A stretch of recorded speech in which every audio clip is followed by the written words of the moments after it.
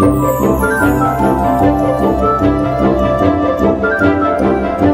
ladies and gentlemen, and welcome to another Ultra Confusion interview. This time we have Marc Maxon of House Pixel Games.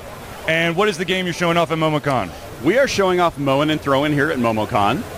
It is a 2v2 local multiplayer game made for PC.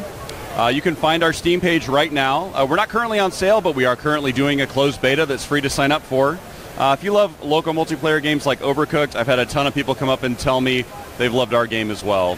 We will be launching on PC in July, and after that we're going to be looking to bring the game to Switch. How long have you been working on this game?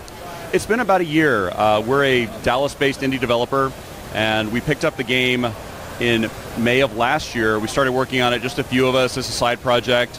We polished it. We were able to get funding around August of last year. We've been going strong ever since, and we're looking forward to releasing 8 complete unique levels for the 2v2 mode. And once we launch that, we're also going to look for a way to build in an additional game mode where people can experience it locally with fewer than 4 people.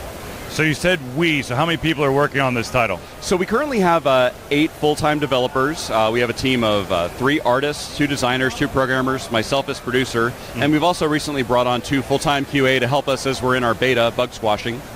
So there are 10 of us total at House Pixel. So as an indie developer, what kind of advice or help could you give an individual who wants to get into developing an indie game?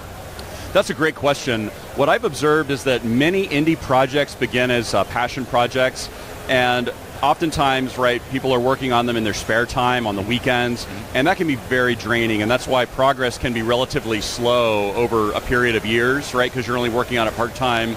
So I think the advice I've been giving to other indie developers here who've asked me the same question is look for a way to partner with other developers, right, because it's hard to do everything yourself. And most game development nowadays is in a team environment. I certainly didn't make the beautiful art in this game. I don't write the code. I don't do the design, but I can help support the people who do. And so having that team behind you and being able to build that team is really critical. And then the next step is obviously look for ways to go about and actually get funding so it can be your full-time job and you can devote, Monday through Friday, 9 to 5 instead of nights and weekends. So you said funding. Are we talking like crowdfunding? Are we talking about angel investors? There are all kinds of ways to get funding nowadays. What's wonderful that crowdfunding is a source. I will share with you this advice. I've learned this the hard way, is that if you're going to crowdfund, make sure that you build a community behind you first before you go out to Kickstarter. Because you cannot, don't count on build it and they will come. It's so easy to underestimate the importance and value of marketing as an indie developer. And again, that community building, set up a Discord server early, find players who like your type of game early, get them coming to you to play your game and give you feedback early. Use that as a start to build your community, and then take that community with you wherever you go, whether it's to an event, whether it's to crowdfunding on Kickstarter or Indiegogo. Even if you're going to do like Steam Early Access, it can only help you.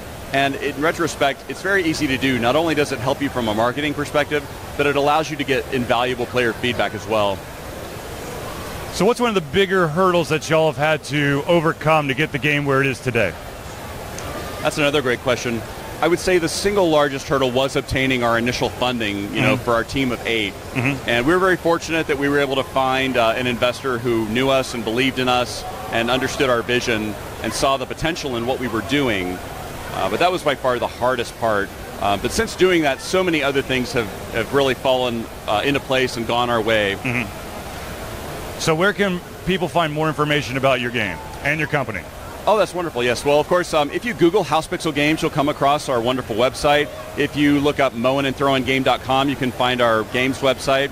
But we are, like I said, we are up on Steam. If you just enter Mowin and Throwin, just like it appears on the logo, you'll be able to find us on Steam. You can add us to your wish list.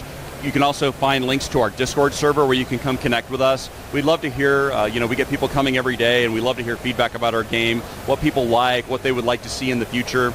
And we're looking to that as we move forward post-July to guide our development. So, post-July, is that a release date or? So July will be our release for PC. And then, like I said, post-July, we're going to look to add some additional free content. We're looking to create a game, at least one game mode where you can play locally with fewer than 4 people. Okay. And that's our prime goal, and that's based on what players have told us so far. of course, a lot of people have come up and said, there's so many wonderful things we'd love to do and be able to add to this game down the road. I've had people say, I'd love to see it online. I'd love to see it on mobile. And I would too, and I would love to be able to get there. It's just a question of when. And so those are going to be much farther down the line. But most immediately, we're going to focus on, keeping the local multiplayer experience as fun as it can be, and then bringing that to the Nintendo Switch, then probably other consoles. And then we'll probably look, right, if the demand is there, looking to create a really great online version. Yeah. So I know that y'all are all focused on this, but are there any other potential projects that might be on the horizon, or is it just Mowin and Throwin? Right now our focus really is like 100% Mowin and Throwin. We have a ton of other great ideas, but this is our studio's first really big game, and so we're trying to put all of our thought and energy into it right now, especially as we're sprinting to the July release date. Awesome. Well, thank you. Thank you so much, Charlie. Pleasure to talk to you. Yep.